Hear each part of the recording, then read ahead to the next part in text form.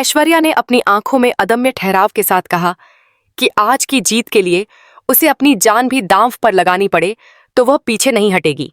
और उसने यह भी ठान लिया कि जो भी सबूत अपराध स्थल पर बचे हैं उन सबका नामो निशान मिटा दिया जाएगा।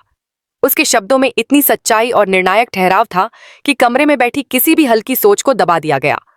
उसने आगे कहा कि अगर जरूरत पड़ी तो उस पुराने व्रत या मन्नत की भी समाप्ति कर देगी, क्योंकि इससे कुछ भी बड़ा हासिल करना हो तो कभी कभी नाजुक परंपराओं को तिरस्कार कर देना पड़ता है।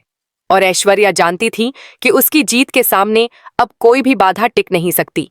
उसने यह तय कर लिया था कि इस बार योजना ऐसी होनी चाहिए कि सामने वाले के पास झूठ बोलकर बच निकलने का विकल्प ही न रहे, और इसलिए वह स्वयं उस भूमिका को निभाने वाली बनना चाहती थी जो शिकार को बहकाकर बाहर ले आए।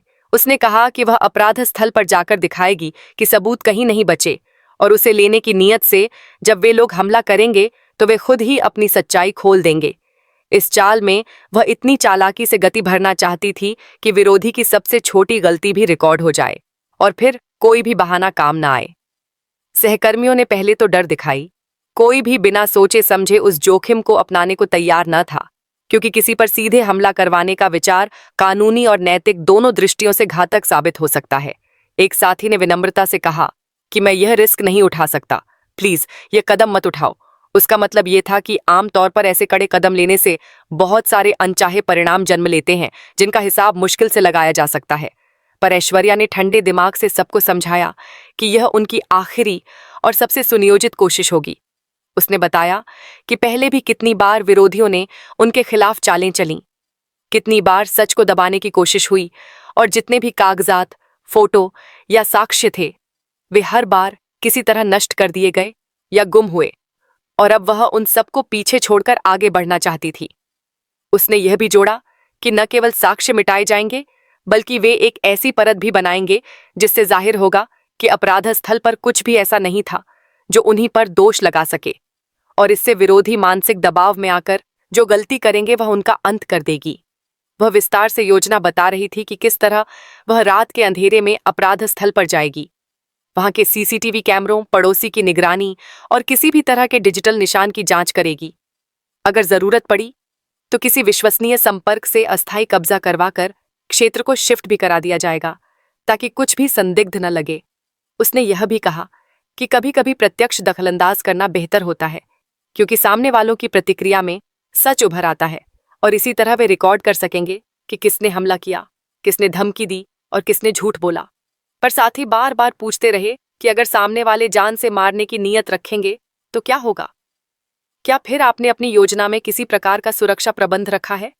क्योंकि यह खेल केवल नाटक नहीं और न ही कोई साधारण चाल है, यह जीवन और मौत का प्रश्न बन सकता है। ऐश्वर्या ने हर शंका का सामना धैर्य से किया और समझाया कि जितना भी जोखिम है उसको उन्होंने आकलन करके स्वीकार कर लिया है। वे कुछ ऐसा तैयार करेंगे कि अंजाम तक पहुंचते पहुंचते विरोधी की गतिविधियां खुद उनके खिलाफ सबूत बन जाएंगी। उसने निश्चित रूप से कहा कि यदि वास्तव में हमला होगा तो वे पहले ही गढ़ तैयार कर लेंगे ताकि वे लोग खुद ही अपनी गलती स्वीकार करने पर मजबूर हो जाएं। उसने कहा कि उनकी टीम के कुछ लोग भीतर से ही विरोधियों की भाषा समझते हैं और वे लोगों की कमजोरियों को भांपने में माहिर हैं, इसलिए सही पल आने पर वे विरोधी को ऐसे तंग कर देंगे कि उसके पास केवल एक ही रास्ता बचेगा, सच बोलना।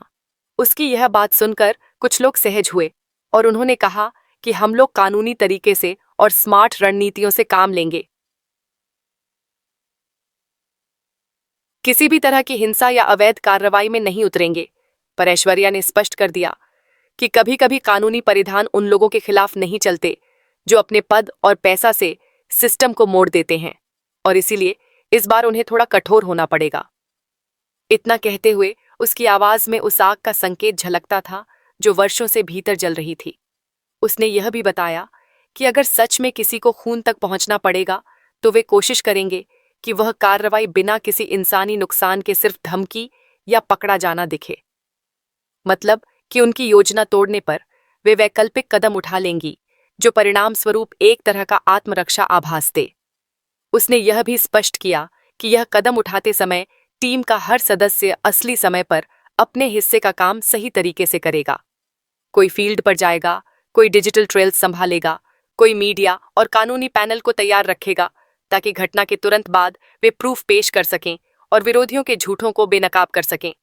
उसने कहा कि वे एक चरणबद्ध नाटक रचेंगे जिसमें बाहर वालों को लगेगा कि उस साक्ष्य को इधर उधर करने में उनकी कोई भूमिका नहीं है, पर वास्तविकता ये होगी कि सब कुछ पहले से तय था और विरोधी की हर चाल रिकॉर्ड हो रही होगी।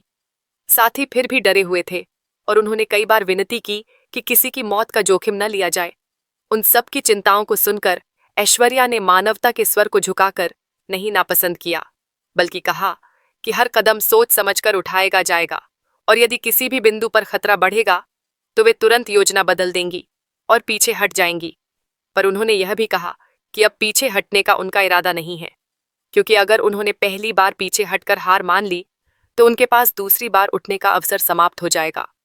यही दृढ़ता थी जिसने टीम में एक ताजगी सी भर दी और कुछ लोगों ने धीरे धीरे हाँ कर दी कि वे साथ हैं। अगले हिस्से में ऐश्वर्या ने उन संभावित बाधाओं का उल्लेख किया जो बाहर से आने की आशंका थी।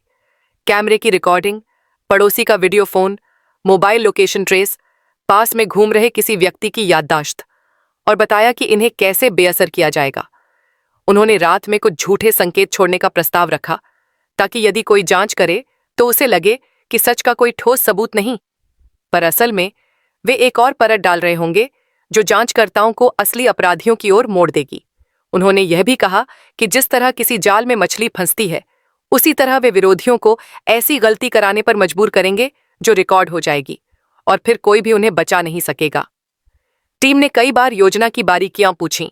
कौन किस समय किस पोजीशन में होगा, कौन फोन रिकॉर्डिंग करेगा, किस पड़ोसी को दलदल में फंसाने के लिए कैसे भरोसा किया जाएगा, किस प्रकार के संदेश छापे जाएंगे और किस प्रकार का मीडिया कवरेज तैयार रखा जाएगा जिससे जनता की राय भी उनके पक्ष में घूमे। ऐश्वर्या ने कौशल और संयम से हर सवाल का जवाब दिया। फिर उन्होंने भावुक लेकिन कठोर रूप में कहा कि वह व्यक्तिगत स्तर पर उस रात डर के आगे झुकेंगी नहीं। उसने बताया कि इतिहास में कई बार लोगों ने अपने घर, परिवार और प्रतिष्ठा के लिए ऐसे कठिन फैसले लिए हैं और वे सभी सच्चाई के पक्ष में ही हुए हैं। उसने याद दिलाया कि उनके विरोधी वर्षों से झूठ फैला रहे थे और कई निर्दोष लोगों की जिंदगी बर्बाद कर चुके थे, इसलिए अब जब मौका आया है तो वे उसे गंवाने नहीं देंगी। यह सुनकर कुछ सदस्यों के कंधे डगमगा गए, पर किसी ने प्रत्यक्ष विरोध नहीं किया। एक युवा सदस्य ने पूछा कि इसके बाद कानूनी कार्यवाही कैसे संभाली जाएगी और अगर पुलिस बीच में आ जाए तो क्या उनकी तैयारियां हैं। ऐश्वर्या ने कहा कि पुलिस के संभावित हस्तक्षेप को भी उन्होंने ध्यान में रखा है और उनके पास प्रिय सुरक्षा व्यवस्था और कानूनी सलाहकार हैं जो तुरंत स्थिति का पक्ष ले सकते हैं यदि वे हर कदम का रिकॉर्ड और समय सीमा दिखा पाएं। दूसरी ओर विरोधियों के अंदर भी कुछ उथल पुथल होने लगी, क्योंकि वे भी शोर सुन रहे थे कि ऐश्वर्या कोई बड़ा कदम उठाने वाली है। उनकी नजर उन छोटे छोटे संकेतों पर पड़ गई जो अक्सर किसी रणनीतिक मोड़ से पहले दिखते हैं। कुछ असामान्य कॉल्स, अचानक मेल्स और उन पर नजर रखने वाले कुछ पुराने दुश्मनों की हलचल। ऐश्वर्या ने भी यह सुनिश्चित किया कि विरोधियों को कोई आभास न हो कि वे किस तरह से जाल बिछा रही हैं। उन्होंने कई तरह के नकली ट्रेल छोड़े ताकि विरोधियों की पीठ पर आत्मविश्वास बना रहे और वे अपनी सावधानी खो दें। योजना की अंतिम रात आई और हवा में एक तरह का सन्नाटा था। हर कोई अपने अपने कार्य में व्यस्त था। कैमरे और माइक्रोफोन ठीक से छिपा दिए गए थे। पड़ोसियों के साथ छोटा समन्वय हुआ और कुछ असल समय के दस्तावेज भी अग्रिम रूप से तय कर लिए गए थे ताकि यदि कुछ भी गड़बड़ियों का आरोप लगाया गया तो वे तुरंत अपनी दलील पेश कर सकें। ऐश्वर्या ने खुद यह निर्णय लिया कि वह आरोप पात्र के करीब जाकर दिखाएगी कि अपराध स्थल पर कोई निर्णायक सबूत नहीं है और यह सब कुछ गायब कर दिया गया है। पर असल में उसके पीछे का मकसद यह था कि जब विरोधी हाथापाई के लिए आएंगे, वे ही अपने हाथों से ऐसी चीजें फेंकेंगे या बोल देंगे जो सबूत बन जाएं। रात घिरी और ऐश्वर्या ने ध्यान से अपने कपड़े और उपकरण पहने। वह अंदर की वेब और रिकॉर्डिंग टीम के साथ रेडियो से जांच कर रही थी। सब कुछ जांचने के बाद उसने एक गहरी सांस ली और बिना हिचक के बाहर निकली। हवा ठंडी थी और उसने सोचा कि यह रात कई लोगों की तकदीर बदल देगी। कदम कदम पर सावधानी बरती गई। कैमरों ने हर कहानी की तरह धीमे धीमे पल पल कैद करना शुरू कर दिया। नजदीक की गली में कुछ लोग चल रहे थे जिन्हें पहले से सूचित कर दिया गया था कि वे सामान्य गतिविधि रखें ताकि किसी को शक न हो। ऐश्वर्या अपराध स्थल पर पहुंची और दिखावे के लिए साक्ष्य खोजने का नाटक करने लगी। विरोधी जैसे ही उसके ऊपर टूटे, वे अपने ही आत्मा पक्ष दिखाते हुए बोले, और हर एक बकवास, हर एक धमकी रिकॉर्ड हो गया, क्योंकि टीम ने पहले से माइक्रोफोन छुपा दिया था।